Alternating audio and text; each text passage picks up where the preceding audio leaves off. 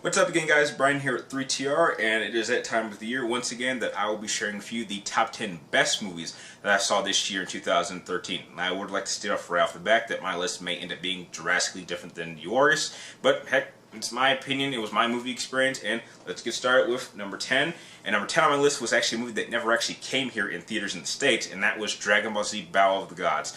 Now, the reason why it made number 10 on my list was that it managed to actually revitalize and put some life into the Dragon Ball Z lore. I wasn't really a big fan of how the series ended, and the fact that they were actually able to create something entirely original and give us a new direction and even open up new doors for that we can actually explore more and expand the Dragon Ball Z lore even more. It was a truly great experience, and everything about it worked. The fighting worked, the animations work, and I just can't wait to see what new directions we will get in the future for Dragon Ball Z.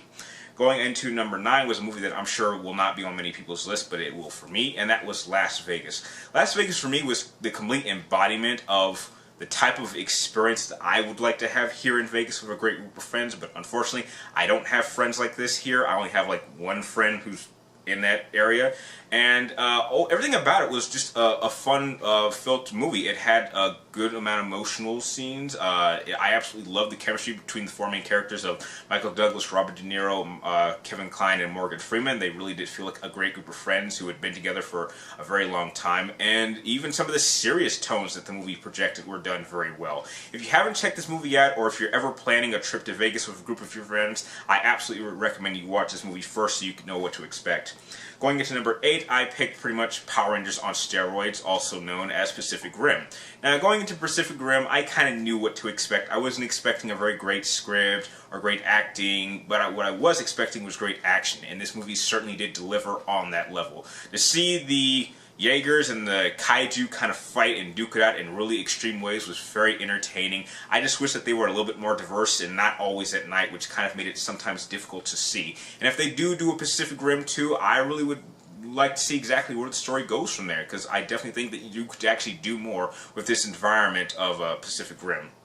Going into number 7, I picked The Wolverine. Now, The Wolverine for me was truly a fun experience for me because Hugh Jackman once again brought his A-game again, and I'm a firm believer that with every new installment of the X-Men franchise that he is in playing as Wolverine, he actually adds more to the character. And it was actually nice to see him kind of not really be an atmosphere that actually felt like an X-Men movie. It actually felt like a solid standalone movie just starring Wolverine. And I thought the storylines worked, I thought the action worked, I thought there was a good enough suspense, and it got me even more pumped up to see X-Men Days of Futures Past next year.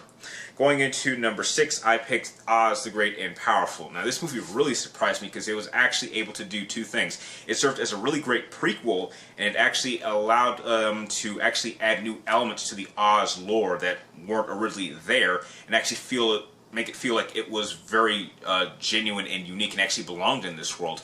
I really thought James Franco really did a tremendously well job playing as a younger version of Oz. And he definitely proved that he can actually be a leading man if you give him the right material and the right script and the right direction. And I thought the rest of the cast did a really great job, although I really wasn't a big fan of them casting Mila Kunis as playing the Wicked Witch of the West. I thought that was her voice just didn't work. Every time I was hearing the Wicked Witch talk on the screen, I was just hearing Meg Griffin, and when that happens, that's just not a good sign. Going into number 5, I picked Gravity. Gravity is probably one of the best overall survival movies I've ever seen in my life, period. Everything about how this movie was made, filmed, shot, sounded, just rendered for 3D, absolutely worked. I really hope you guys got a chance to see this in 3D, because that was really the way to see it. I do believe that to this point in time, this was actually Sandra Bullock's best performance in a movie, and it was just full suspense. It was the ultimate survival ride, and you really, when things get tough in this movie for her, you really are rooting her on. You want her to survive, and you just see these challenges on top of each other, and they get harder and harder, and you never know if she's going to make it or not. And by the end of the movie, you get a great sign of relief. But I'm sure you guys already knew that. Going into number 4 was the funniest movie that I saw this year, and that was This Is the End. I'm telling you, we need to have more movies like this hit the theaters. To see these great group of guys, these guys who all have really great talent in their own rights, all come together and make a movie where they're not really playing as characters, they're playing as themselves, simply reacting to the apocalypse was truly entertaining. So much so that I honestly could not bring myself to do a review on this simply because all I was thinking as I was leaving the theater was the term, "take your panties off." I don't know why. That was just the one line that just kept ringing in my head as I was watching this film. But everything about it worked, and I really would like to see another version of this movie done with another group of actors who will be willing to do a movie like this. But maybe you could do like a zombie apocalypse or a virus outbreak or something. But something creative. We just need more movies like this. Number 3 on my list was Man of Steel. Man of Steel was a really great superhero movie to actually start a franchise. It wasn't as good as I was hoping. There were a couple of script and dialogue problems that I noticed. I think that Henry Cavill, though, was a truly great Superman, and definitely the Superman that we needed for this damn age. And I thought the rest of the cast did a really great job. I thought Amy Adams did a really convincing Lois Lane, and I thought Michael Shannon was very menacing as General Zod. And I really can't wait to see how the events of this movie are going to play into Batman vs. Superman or Superman vs. Batman whenever it comes out in 2015. Because I really think that a lot of things that happened in this movie should play a major role in the development of the overall story leading up into Justice League. Going into number 2, I picked Star Trek Into Darkness. Star Trek Into Darkness is obviously the sequel to 2009's Star Trek reboot from J.J. Abrams, and I thought that movie was a truly phenomenal movie. And it continues here. I thought everything about it really was quite innovative and interesting. How they made all these really great references to Wrath of Khan. I thought the chemistry between Chris Pine and Zachary Quinto was really great as Spock and Kurt.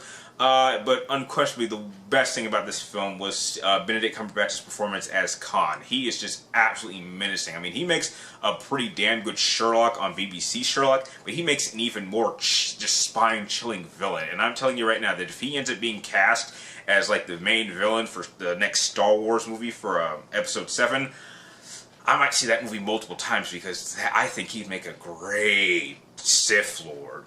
And going into number 1, the best movie that I saw this year, for me at least, was The Hobbit: The Desolation of Smaug. This movie really did kind of convince me that Peter Jackson actually can do a lot of great things if you put enough work into it. I mean, I was actually one of those people originally that thought you really can't stretch out The Hobbit into 3 films. You're just going to make things drag and it's going to feel like it's a waste of time and it's a money grab. But I was actually a bit surprised that even though they did stretch out in a couple of scenes a bit longer than they should have been, they added enough originality to make it seem very different from the books and still keep it entertaining.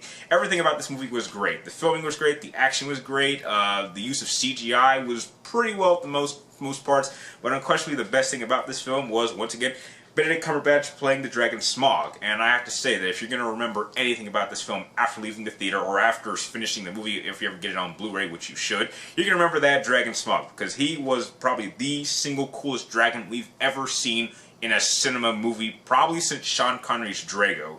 And those are just my top 10 favorite movies that I saw this year.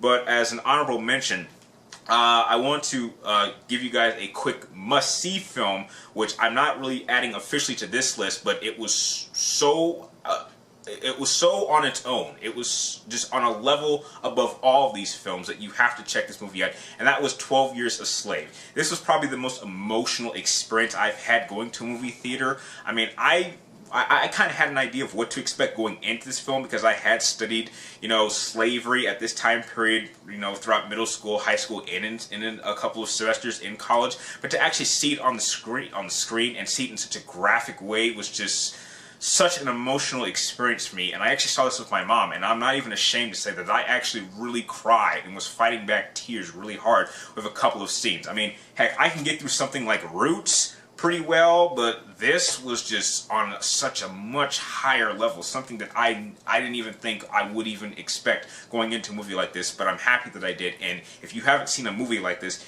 you have to see this movie, and once you walk out of or stop or finish watching the film, you are really going to question a lot of things about how things work in the world, because I now have a much wider gaze about exactly how terrible the idea of slavery is. And with that, that is all I have to say for this particular video. If you like this video, feel free to like, comment down below, and please subscribe to check my future movie, video game reviews, and type of videos like this one. And I'd really like to know, what were some of the movies that you guys really enjoyed? Tell me in the comments down below, and you can also press one of the links in the description down below to follow me on Twitter or friend me on Facebook, and I will be sure to friend you and follow you back. And like always, thank you guys for watching. You're awesome, and I will see you next time.